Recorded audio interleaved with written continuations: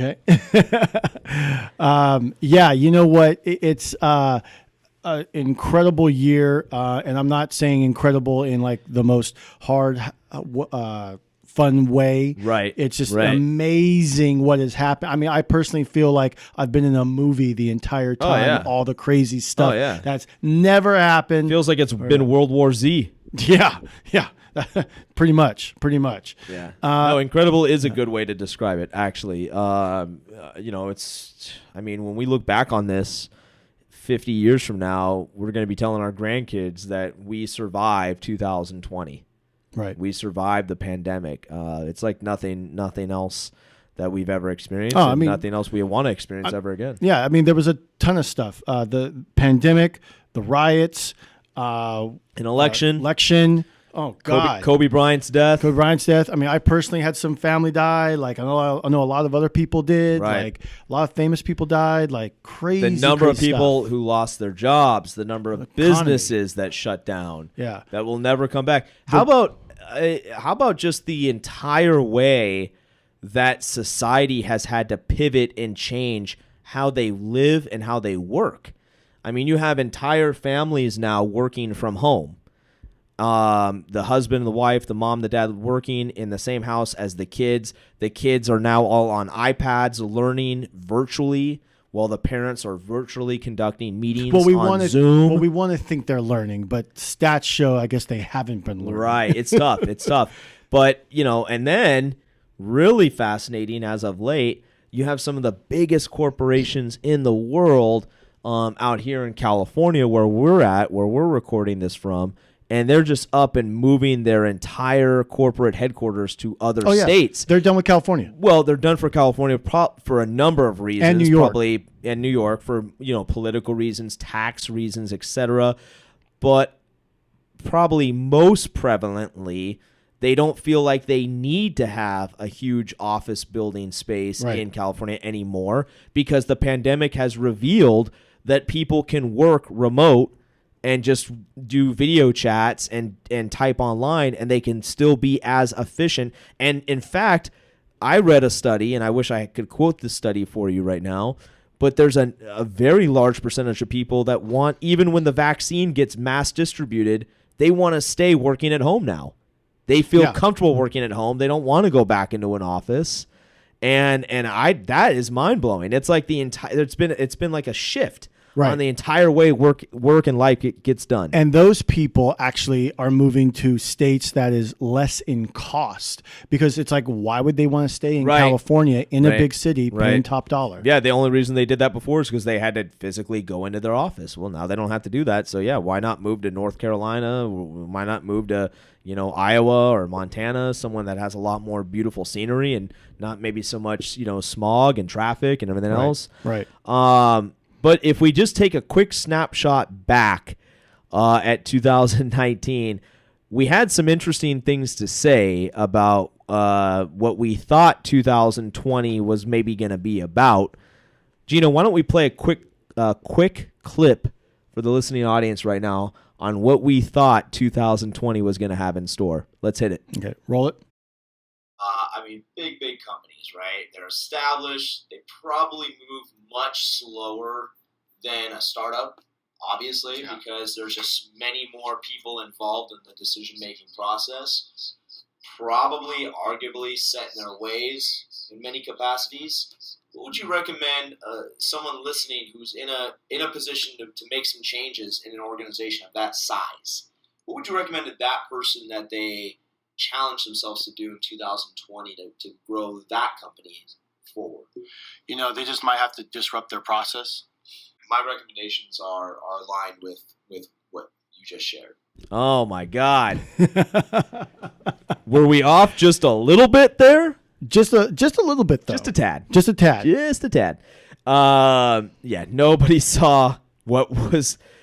I wonder what the over, under, or the odds would have been if you could have gone back in December of 2019 and bet some money that a pandemic would hit in 2020. Well, we knew 50 million to 1 odds. Well, technically, I mean, we knew something was around at the end of 2019, but to get to all the way over here and all the politics involved in it, right? It just was maddening. And by the way, real quick, I just my heart goes out to all the small businesses that are forced being closed down Right. by the state governments. Totally like pray for you guys every night. Oh yeah, big time.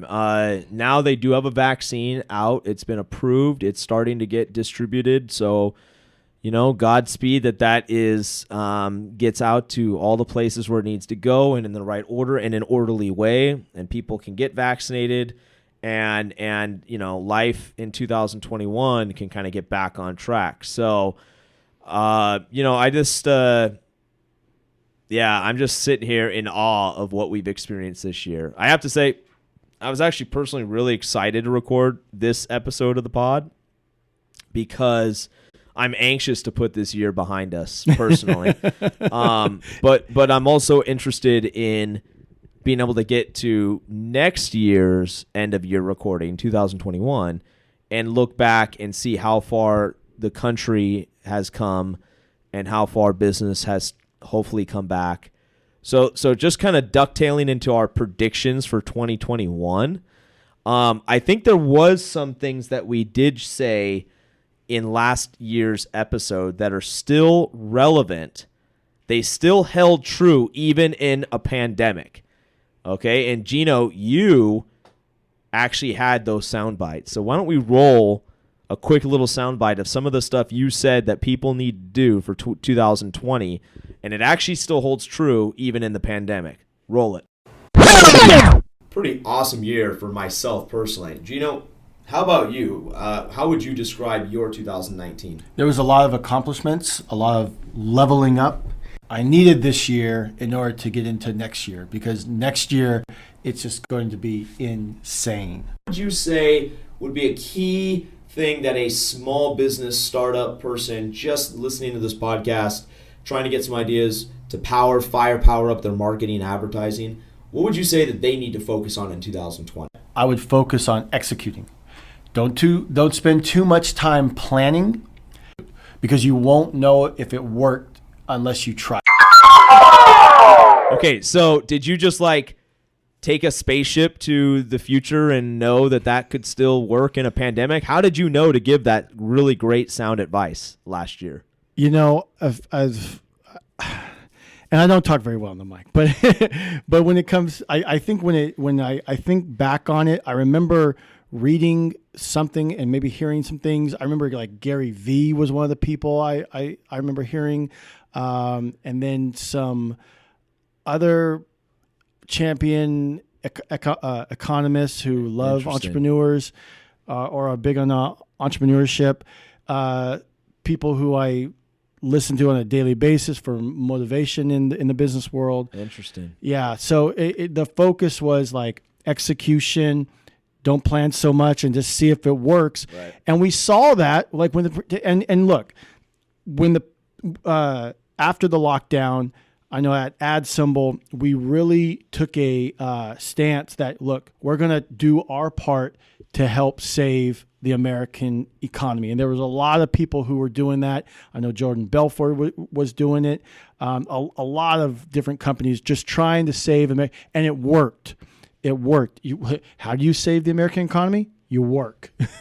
Right. And look, we had at AdSymble just a ton of new businesses coming to us with their ideas and saying, look, I've never advertised before. I'm a little hesitant, but I'm going to do it.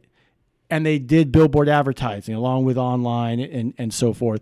And it was just really, really inspiring after a while when I started noticing it.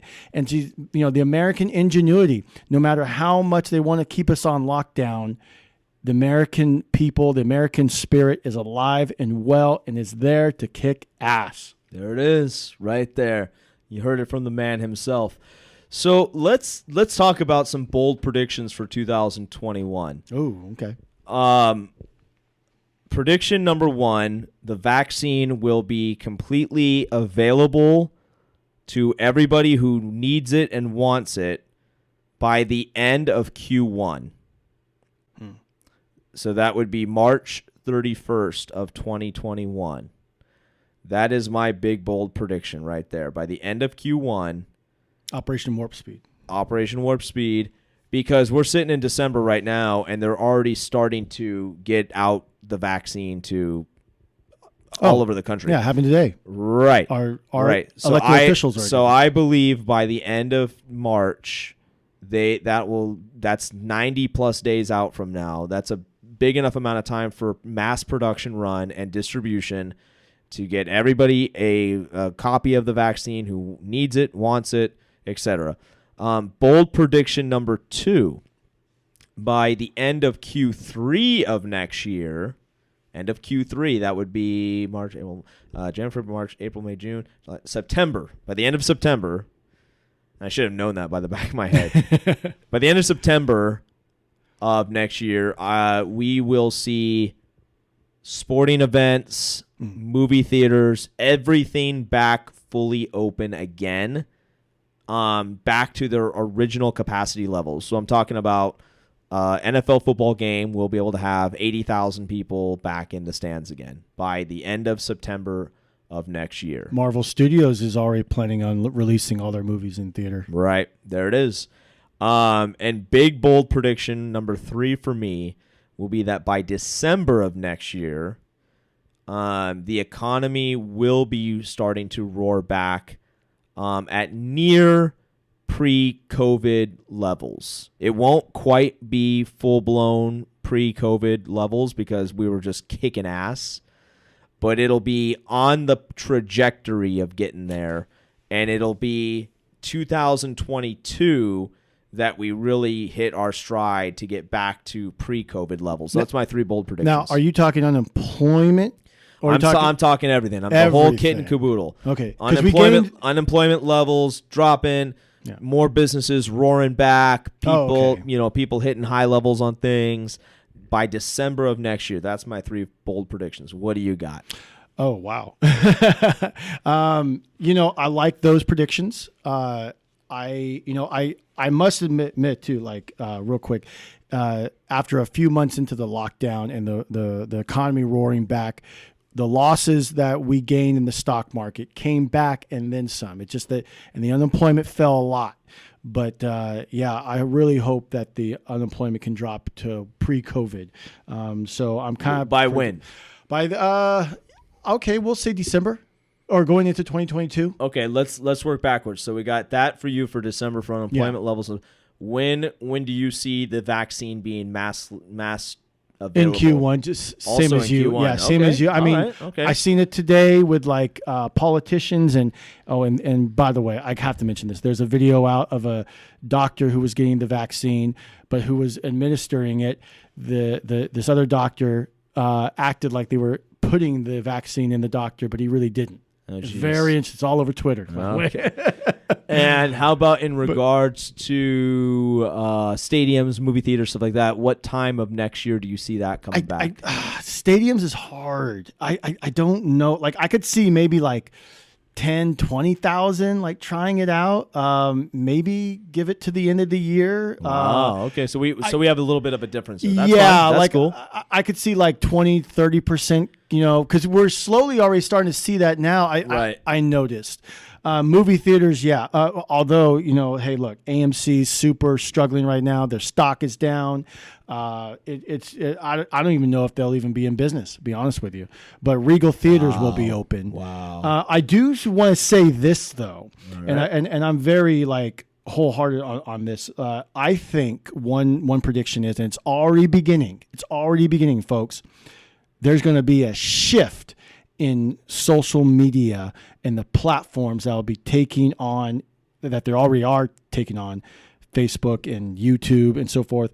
And there'll be more people on places like Parler, Rumble, Odyssey, and then even news channels will be definitely rivaled. Who knows if CNN will still be around, but Newsmax, OAN, NTD, all coming up. And those businesses, I think, are going to they've already had a surge in new users and viewers, and I think we're going to see even more in 2021. All right. Well, there it is. There's another tidbit from Gino on what his bold predictions are. We got mine dropping there. I got one other final question or curiosity for a bold prediction. We mentioned just earlier that people are kind of used to working from home now, comfortable working from home. Once the vaccine is mass available, do you feel that a lot of people will want to return to an office setting so they can have camaraderie with their colleagues and coworkers, sitting around the water cooler, having talks, stuff like that? Or do you want to return to your office? Right. Yeah, maybe let you, the listener, tune in and let us know what you think on that. But Gino, what do you think? You think people are going to be wanting to go back to their office, or are they comfortable working from home now? Great question. I've heard. And I don't have any studies to cite, but I heard that a lot of people are also getting very comfortable working from home. The productivity levels have skyrocketed. Although I guess there's some studies saying that no, it's not. But I don't know. I think it depends on like what they're actually talking about. But I've heard for the most part that production levels have increased. So I could see a lot of like tech jobs staying at home. Although overall, I see a lot of people just want to get outside. I help run a business outside of this. It's like tree farm. And we had a surge of people coming through to getting Christmas trees this year. And they all just want to get out of the house. So and they want to support small business too, by the way. Very nice. I love that, man. I love that. So there it is, folks. There's our comparison to last year's episode, along with some of our big, bold predictions for 2021. But kind of like what Gino said last year, just carry over into next year that gritty ingenuity, American ingenuity, entrepreneurial spirit, or if you're listening from another country, because we've had massive growth in 1 year's time for our international listeners. So continue that spirit of entrepreneurship in the international space as well. And that's a wrap, I think, for this year's end of year episode. We like I said, we're excited about what the future holds as the vaccine rolls out, but we also have to keep our nose to the grindstone, as they say. So keep working hard, and I think that's a good place to end it for this year's sign off of the worst year I've ever experienced, 2020. Do you have a sound effect for that? Like a bleh. Yeah. Oh, I should have had one ready. I should have had one ready. I could just pick a random one here, but it might backfire. So no. We'll just say it was a shitty year. Let's move on. Here's a glass shatter. There you go. That's a good way to summarize 2020. I want to hear one where like a guy's like getting like punched or something like that. Yeah. Like a gut check. Nice.